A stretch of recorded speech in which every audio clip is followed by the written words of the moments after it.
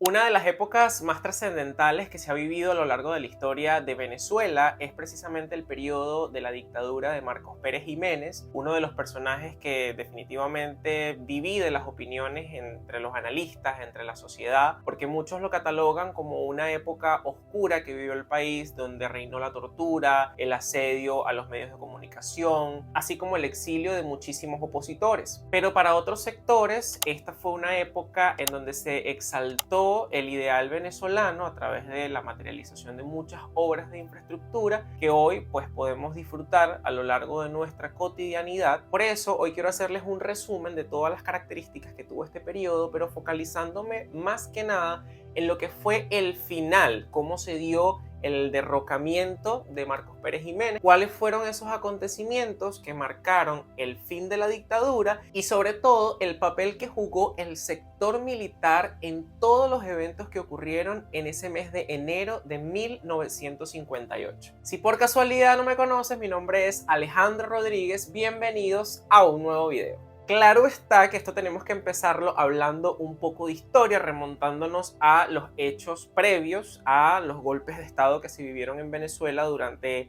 ese periodo de dictadura. Venezuela vivía en 1935 el fin de la dictadura de Juan Vicente Gómez y las personas que se encargarían de llevar los destinos del país serían inicialmente Eleazar López Contreras y 5 años después, en 1941, asumiría la presidencia Isaías Medina Angarita. Marcos Pérez Jiménez, un tachirense nacido en 1914, desde muy temprana edad incursionó en el mundo militar. En algún momento estuvo también capacitándose en Perú y a su regreso a Venezuela pudo confirmar cómo a su juicio la institución castrense estaba en muy malas condiciones comparándola con otras fuerzas armadas de distintos países de la región. Y esto sumado a que uno de los partidos más importantes de la época, que era Acción Democrática, que se había dedicado a exigir condiciones democráticas para que Isaías Medina Angarita permitiera la elección presidencial en donde sean los ciudadanos los que eligieran de forma directa, secreta y universal,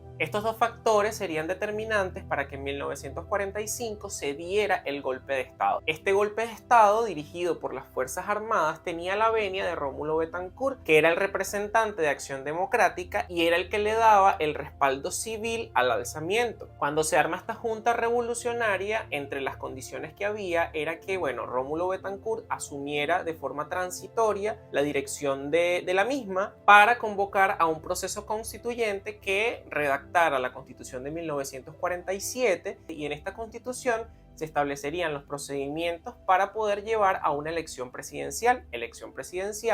que gana Rómulo Gallegos en 1948. Estamos hablando que esto fue a principios de 1948, convirtiéndose así en el primer presidente electo por los venezolanos de forma secreta, directa y universal. Pero el gobierno de Rómulo Gallegos duraría tan solo algunos meses, porque fue un gobierno marcado por la desestabilización política. Lamentablemente se produjeron muchas disputas entre la oposición y el oficialismo, además de que habían empresas extranjeras que estaban enfocadas en el área del petróleo que tenían muchas diferencias respecto al proteccionismo que estaba impulsando el gobierno. De hecho, vi una entrevista que ofreció Marcos Pérez Jiménez años después de su salida del poder. Él explicaba el por qué se había dado un nuevo golpe de Estado en 1948, a finales de 1948, si no me equivoco, el 24 de noviembre, y es que el sector militar sentía que este periodo denominado el trienio Adeco, que fueron los 3 años que duró este experimento de democracia que se estaba viviendo en el país, los militares sentían que simplemente los políticos no estaban sabiendo manejar la situación del país, lo que estaba ocasionando mayor conflicto entre los distintos sectores de la sociedad. Es por esto que se da este golpe de Estado en noviembre del 48 y se establece una junta militar que estaba en este caso encabezada por Carlos Delgado Chalbot. Pérez Jiménez también sería parte de esta junta militar y además estaba a cargo del Ministerio de Defensa, y también estuvo la presencia de Luis Llovera Páez. Algo que me pareció importante y que leí fue que Carlos Delgado Chalbot en algún momento le aseguró al embajador de Estados Unidos que Rómulo Gallegos estaba siendo muy influenciado por Rómulo Betancourt, que la idea de estas dos personas seguramente era refundar las Fuerzas Armadas y establecer un estado de corte marxista. y estamos claros que para el contexto de la época era absolutamente delicado para Estados Unidos que un gobierno de corte marxista se intentara instaurar en la región. De hecho, Estados Unidos al principio negó su participación en el apoyo a este golpe, sin embargo, unos meses después asegurarían que sí tuvieron incidencia en esto. Una vez instalada esta junta militar, que era presidida por Carlos Delgado Chalbaud, la presidencia de él duraría aproximadamente 2 años, porque en 1950 fue víctima de un atentado en donde terminó asesinado, y en ese momento se nombra a Germán Suárez Flamerich como el nuevo presidente de la junta. Esta junta llama a elecciones para armar una nueva asamblea constituyente que redactara una nueva constitución, que fue la constitución que se aprobó en 1952. Ahora, también es importante mencionar que para esta Asamblea Nacional Constituyente en la elección participaron otros partidos como URD, participó COPEI, Acción Democrática no participó porque estaba ilegalizado, y el gobierno había conformado un partido de nombre FEI, creo que era Frente Electoral Independiente. Resulta que la elección la estaba ganando URD. ¿Y qué fue lo que pasó? El régimen anuló el conteo de votos, destituyó a todas las autoridades electorales, mandó a todos los miembros de URD fuera del país. En ese momento, Flamerich renuncia a la presidencia de la Junta y le da el puesto a Marcos Pérez Jiménez, y a partir de allí se establecerían los mecanismos constitucionales para que en abril de 1953 Pérez Jiménez asumiera de forma oficial la presidencia de la República, presidencia que duraría desde el 53 hasta el día 23 de enero de 1958. Aquí es importante mencionar que este régimen militar tenía una doctrina llamada el nuevo ideal nacional, que Pérez Jiménez definía como la transformación del medio físico y el mejoramiento de las condiciones morales, intelectuales y materiales de los venezolanos. Hablamos de un ideal absolutamente nacionalista, impulsado sobre todo por Laureano Vallenilla Lanz, quien fue el ministro de Interior de Pérez Jiménez, y también catalogado como el factor intelectual de la dictadura. Y una de las cosas que más se resalta de este periodo es que Venezuela vivió un desarrollo no solamente económico, sino también social, industrial, y que incluso llegó a tener la paridad más baja del bolívar respecto al dólar de 3.35. Muchas personas en algún momento de la historia llegaron a decir que el bolívar estuvo incluso por encima del dólar, pero no, o sea, realmente fue que llegó a tener la paridad o la tasa de cambio más baja en la historia de Venezuela. En cuanto a la producción petrolera, se dice que el gobierno empezó en 1952 con una producción de 1.800.000 barriles diarios, y para 1957 la producción ascendía a 2.700.000 barriles diarios. Esto hizo que la economía venezolana se mantuviera como una de las de mayor crecimiento durante 1952 a 1958 en todo el hemisferio occidental. Uno de los factores de los que también se habla mucho fue la apertura que tuvo el régimen a la llegada de muchos inmigrantes europeos, sobre todo de España, de Italia, de Portugal, para que también contribuyeran a lo que era la mano de obra que se necesitaba. De hecho, para todas las obras de infraestructura que se llegaron a planificar,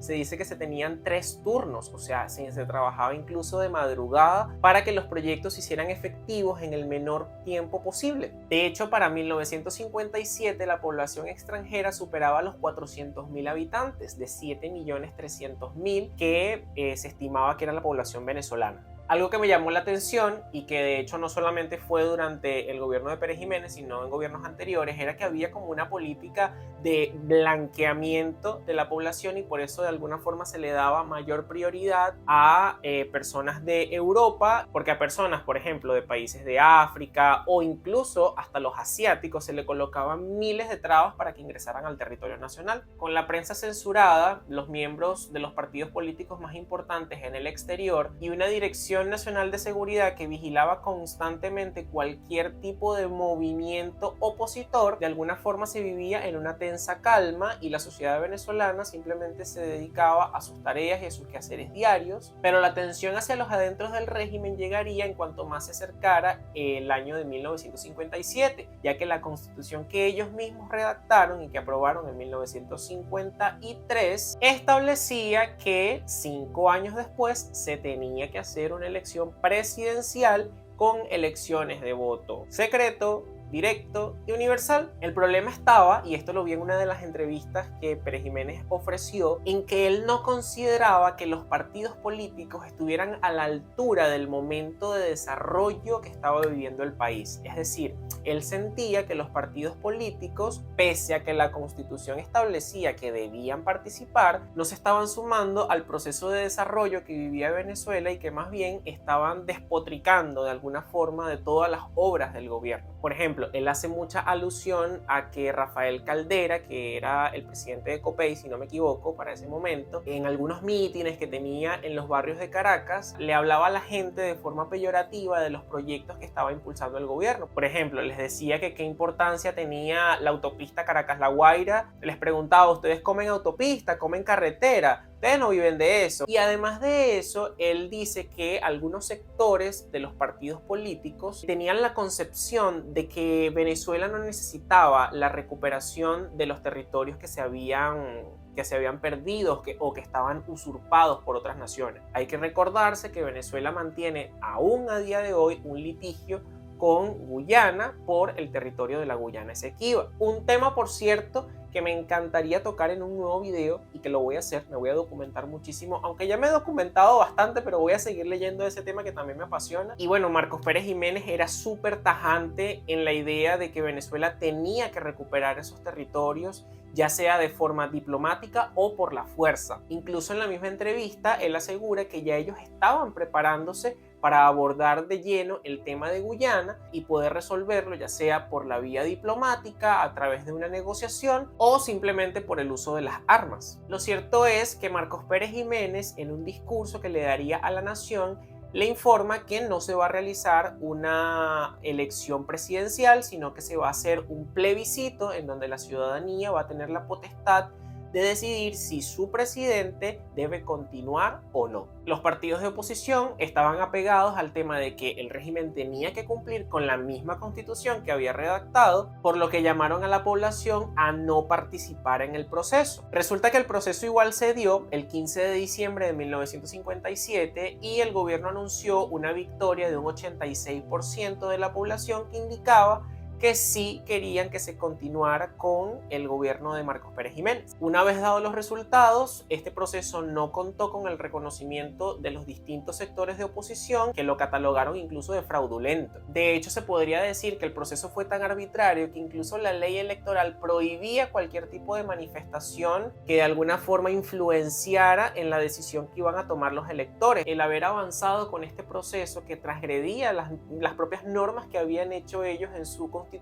y adicional a eso no darle las condiciones a la oposición de que participara, hizo que se empezara a generar descontento en el sector militar. También quiero mencionar que hay fuentes que indican que aunque hubo un descontento social, las protestas que se realizaron y las manifestaciones que se realizaron los días subsiguientes no fueron de mayor envergadura como para que el régimen se tambaleara. De hecho, el mismo Pérez Jiménez indica que él no sintió que hubiese un rechazo de la ciudadanía frente a las decisiones que se estaban tomando, sino que él sentía que el descontento venía de algunos sectores del ala militar que querían tener mayor acceso al poder. Por otro lado, también se comenta que miembros de oposición que estaban en el exilio se mantuvieron en constante llamado a la ciudadanía a que desconocieran estos resultados y que se sumaran a las distintas manifestaciones que se convocaban. Aún así, el año de 1957 terminaría sin ningún evento en particular que llamara mucho la atención, pero el tema es que el 1 de enero se dio la primera intentona. Esta estuvo a cargo del coronel Hugo Trejo y allí participaron oficiales de la Fuerza Aérea tanto de Caracas como de Maracay. La intención era directamente tomar Miraflores, pero tuvieron un percance por una falta de municiones y esto hizo que se dirigieran a tomar Los Teques. Sin embargo, los jefes de la Fuerza Aérea, que en un principio estuvieron de acuerdo con el golpe, desistieron y de esta manera el 2 de enero Hugo Trejo es apresado, pero más allá de que el régimen haya disipado a los insurgentes, lo único que sí quedaba claro es que había una fractura en las Fuerzas Armadas. Es importante resaltar que esta intentona fue planificada exclusivamente desde el sector militar, que una vez dados estos acontecimientos,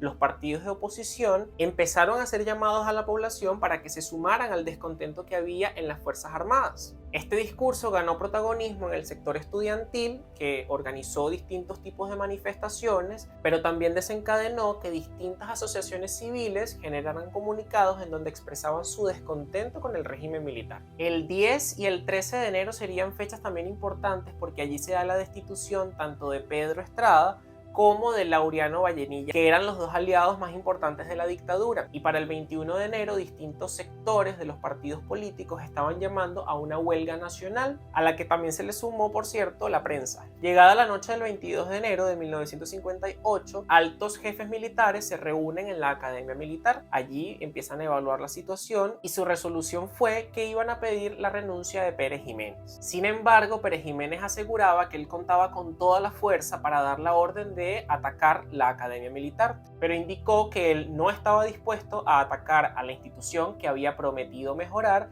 y en la que había basado el éxito de su gobierno. Algunas fuentes afirman que Pérez Jiménez huyó en la madrugada de ese 23 de enero, sin embargo, hay quienes afirman que la posibilidad de un escape era imposible porque esa misma madrugada ocurrieron muchos percances que sin duda hubiesen impedido que una persona huyera. De hecho, se comenta que la aeronave que iba a usar Marcos Pérez Jiménez no tenía gasolina, por lo que tuvieron que buscar la manera de conseguir. De hecho, incluso le dieron el tiempo para que él hiciera una lista de todas las personas, incluida su familia obviamente, que se iban a ir con él. Entre esos estaba el general Llovera Páez, que tuvo una frase que se hizo muy famosa diciéndole Marcos Evangelista: vámonos que pescuezo no retoña. Esa fue una frase muy famosa que a día de hoy todavía se comenta porque Llovera Páez de alguna manera lo estaba convenciendo de que su momento ya había terminado y que sí o sí tenían que partir del país. Incluso como parte de los incidentes que había es que ni siquiera tenían copiloto, o sea, también estuvieron en la búsqueda de alguien que pudiera pilotar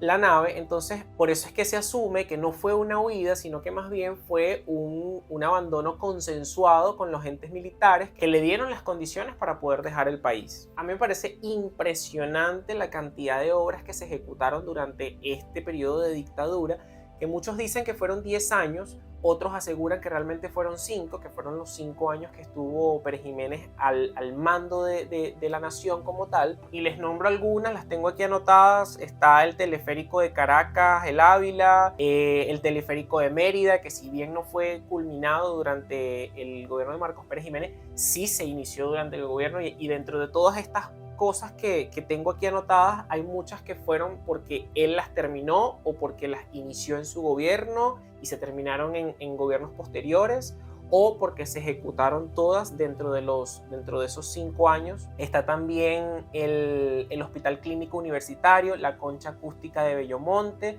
las Torres del Silencio, la autopista Caracas-La Guaira, está la represa del Guárico, la colonia agrícola de Turén en el estado Portuguesa, hoteles emblemáticos como el Hotel Humboldt, por ejemplo. Durante su gestión se empezó a planificar la construcción del puente sobre el lago de Maracaibo. A nivel de vivienda está el tema de la construcción de los superbloques, que una de las ideas que él tenía era eliminar los barrios que estaban alrededor de Caracas porque, decían que eran parte de la decadencia de una sociedad y no sé qué. Entonces querían, hacer urbanizaciones que sacaran a la gente de los barrios y los llevaran a tener una mejor vida. Una de las más emblemáticas es la urbanización que hoy conocemos como 23 de enero, que está en Caracas, que inicialmente fue bautizada con el nombre del 2 de diciembre, que fue la fecha en la que él asumió el poder como tal. Y yo te digo, más allá de defender a la dictadura, que si bien es cierto aplicó métodos absolutamente inhumanos y donde la violación a los derechos humanos estaba a la orden del día, yo quiero rescatar dentro de tantas cosas negativas, dentro de la violación incluso a su propia constitución, quiero rescatar la voluntad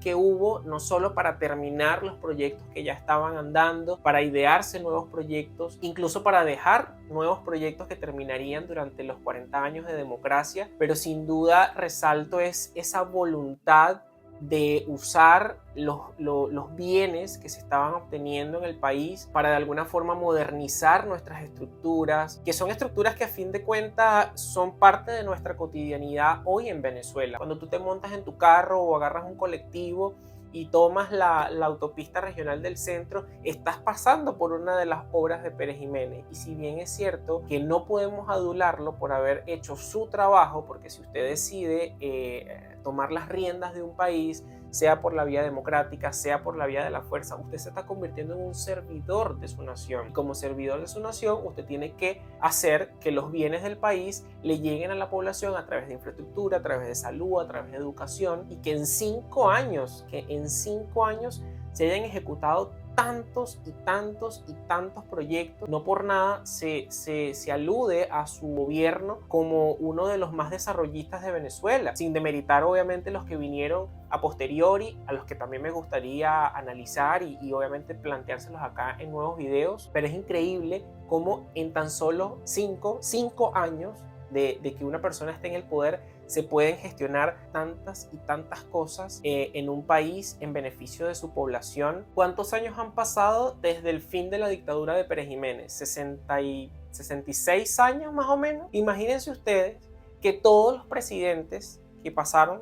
en esos 66 años hayan seguido la continuidad del desarrollo del país, no solamente en infraestructura, porque evidentemente eso no lo es todo, pero que hayan avanzado en educación, que hayan avanzado en salud, que hayan avanzado en ciencias. O sea, ¿qué nación tendríamos hoy entonces? Lo que me deja claro que también hay un tema de voluntad política para hacer las cosas y para usar los bienes de la nación en beneficio de sus ciudadanos. Este es un tema que sin duda me ha interesado muchísimo y quiero seguir ahondando en el resto de gobiernos que le siguen a la caída de Marcos Pérez Jiménez para, bueno, saber exactamente qué aportó cada uno, qué no aportó, y de esa forma irnos nutriendo nosotros de esta información que es tan importante para las decisiones que se puedan tomar de aquí en adelante. Así que nada, yo despido este video por acá,